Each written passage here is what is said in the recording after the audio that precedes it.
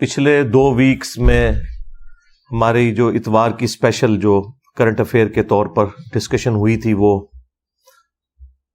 اس وقت جو حماس اور اسرائیل کے درمیان جو ایک کنفلکٹ چل رہا ہے فلسطین کے حوالے سے، اس پہ میں نے تفصیلی گفتگو کی تھی. چونکہ وہ ویڈیو چھوٹے چھوٹے ٹکڑوں کی فارم میں بھی لوگوں نے اپلوڈ کی، مختلف ٹاپکس کے ذریعے، مختلف انداز میں. اس میں بعض لوگوں نے شرارتاً کچھ کلپس بھی کاٹ کے اپنا لقمہ اس کے منہ میں ڈالنے کی کوشش کی. تو یہ کچھ تو لوگ قرآن پاک کے ساتھ بھی کرتے رہے. اب اس کا یہ مطلب نہیں کہ بار بار ان چیزوں کی کلیریفیکیشن دی جائے. وہ گفتگو پوری ایک ٹوٹیلٹی میں 1 گھنٹے کی گفتگو ہے، اور اس میں ظاہر ہے کہ ایک اوورآل مقدمہ ڈسکس ہوا ہے. اس میں سے پک اینڈ چوز کرنا، کچھ اپنی مطلب کی بات نکالنا اور اپنا لقمہ میرے منہ میں ڈالنے کی کوشش کرنا کہ میں نے یہ بات یوں بیان کی ہے، تو یہ بالکل زیادتی والی بات ہے. تو آج والی جو ویڈیو ہے انشاءاللہ اس کی نیچے ہم ڈسکرپشن کے اندر لنکس ڈال دیں گے ان ویڈیوز کے، تاکہ اگر کسی کو کوئی بات سمجھ نہیں آئی تو اسی ویڈیو کو دوبارہ دیکھ لیں. بار بار چیزوں کی کلیریفیکیشن دینا ضروری نہیں ہوتا، اس سے پھر نئے ٹاپکس ڈسکس نہیں انسان کر سکتا. آج کل چونکہ اب یہ جہاد اور قتال والا معاملہ دوبارہ سے شروع ہوا، اور اس میں بھی چونکہ اسرائیل اور یہودیوں کا ایک بڑا ایشو آ ٹپکا ہے مسلمانوں کے اوپر، تو اس کی وجہ سے جو اینڈ آف ٹائم کے پوائنٹ آف ویو سے جو احادیث اور آثار ہیں ان کو لوگ ڈسکس کرنا شروع کر دیتے ہیں. اور یہ صرف آج کل کے اسکالرز نہیں ہیں، ماضی میں بھی لوگوں نے بڑی کتابیں لکھی، اور اللہ کے فضل سے جتنی پیش گوئیاں کی کوئی ایک بھی صحیح ثابت نہیں ہوئی. اور اس کی وجہ یہ ہے کہ جب تک کوئی انسیڈنٹ ہو نہیں جاتا، آپ وثوق کے ساتھ کسی چیز کے بارے میں کچھ کہہ نہیں سکتے. اب یہ کہنا کہ جی جب انسیڈنٹ ہو جائے گا تو اس کے بعد تو سب کو پتہ چل جائے گا، نہیں جناب، اس کے بعد بھی سب کو پتہ نہیں چلتا، سوائے ان لوگوں کے کہ جو لوگ خدا کو سیریس لیتے ہیں. تو کہتے ہیں کہ پہلے بتایا جائے تو اس کا فائدہ ہے. تو پہلے تو نبی صلی اللہ علیہ وآلہ وسلم نے ساری چیزیں بیان فرما دی، اور ظاہر ہے یہ ان لوگوں سے متعلقہ ہے جن لوگوں کے زمانے میں اس طرح کا معاملہ آئے گا. ورنہ آپ غزوہ ہند کو دیکھ لیں تو پچھلے 1000 سال سے غزوہ ہند ہو رہا ہے، اور ابھی تک ہوا نہیں ہے. اس کے اوپر لوگوں نے چندے کھائے، لوگوں نے لوگوں کے بچے ذبح کروا دیے، اور اسی طریقے سے تماشا چلتا رہا. یہی کچھ اب بھی ہو رہا ہے. اپنے مطلب کے لیے چیزوں کو جوڑنا، اور اس میں جھوٹی روایتوں کا بھی سہارا لینا، اور اپنی تھاٹس کو فٹ ان کرنے کی کوشش کرنا احادیث کے اندر ایک رزلٹ نکالنے کے لیے، یہ بڑی سخت زیادتی والی بات ہے. اور جو کوئی اس طرح کی حرکت کرتا ہے، لوگ کہتے ہیں جی وہ دیکھیں جی انہوں نے تو بڑی پیاری اس کی تفصیل بیان کی ہے. اب ان سے پوچھیں یہ جو آپ تفصیل بیان کر رہے ہیں، کیا یہ تفصیل اس طریقے سے قرآن و سنت میں وارد ہوئی بھی ہے؟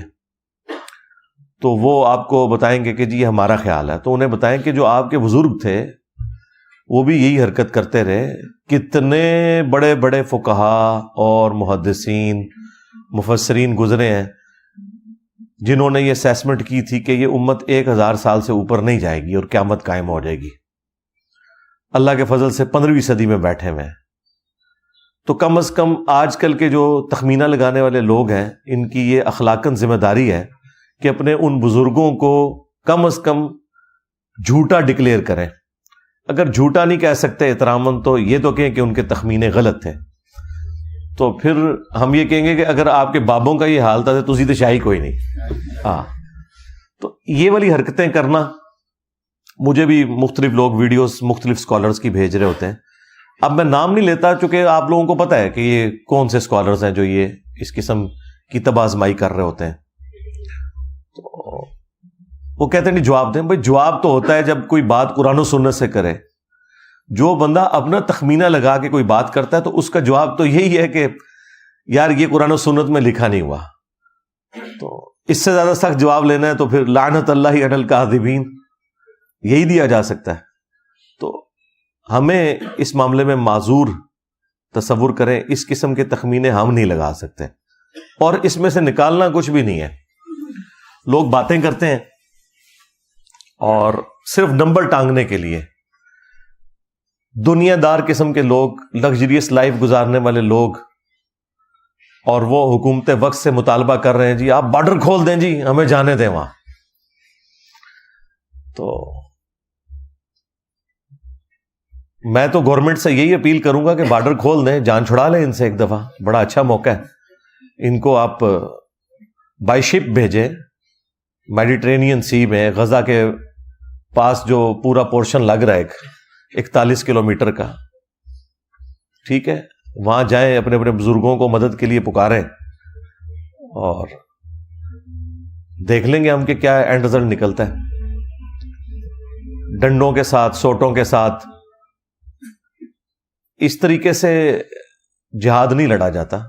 نہ یہ نبی صلی اللہ علیہ وآلہ وسلم کی تعلیمات ہیں کہ آپ نے بغیر اسباب کو اختیار کیے ہوئے، صرف مسبب الاسباب پر تکیہ کرتے ہوئے اپنے معاملات کو آگے لے کے چلنا ہے. ایسا تو نہیں ہوتا، ورنہ تو آپ کو بتایا جاتا کہ 10 دفعہ دروشی پڑھ لیں تو آپ کی بھوک ختم ہو جائے گی، 10 دفعہ سبحان اللہ پڑھ لیں تو آپ کی پیاس ختم ہو جائے گی. اس طرح تو نہیں ہوتا، ایسا تو نہیں ہوتا. تو اس لیے یہ کہانیاں کرواتے ہیں، آپ سنتے رہیں،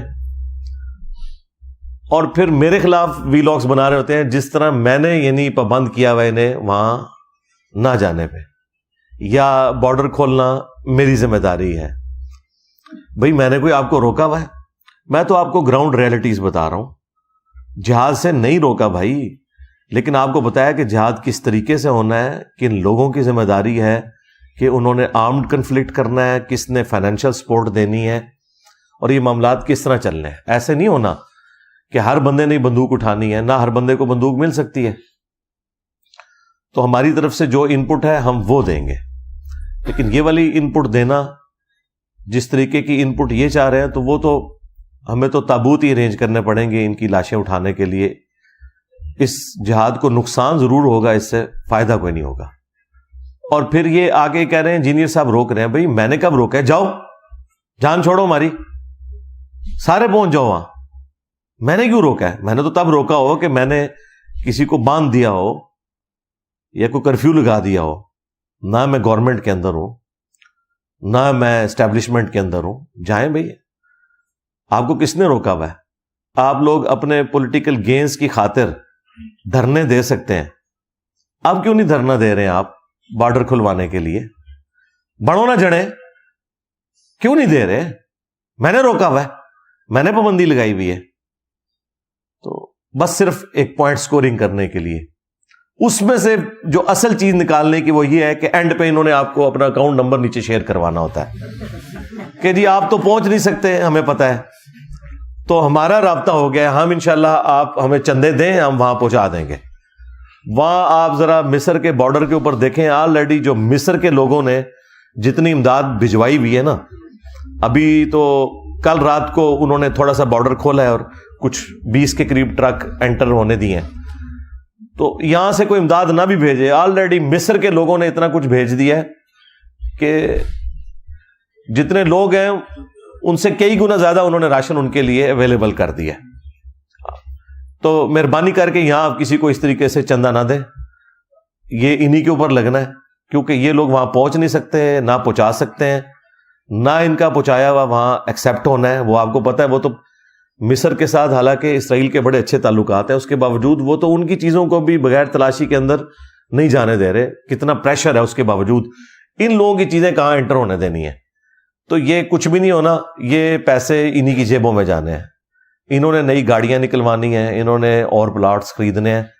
تو مہربانی کر کے ہاں ایک ان کے مشورے پہ آپ عمل کریں، وہ بڑا اچھا مشورہ ہے. وہ یہ کہہ رہے ہیں کہ دعا کریں، بالکل اس مشورے کے اوپر آپ عمل کریں، دعا کریں، قنوت نازلہ پڑھیں.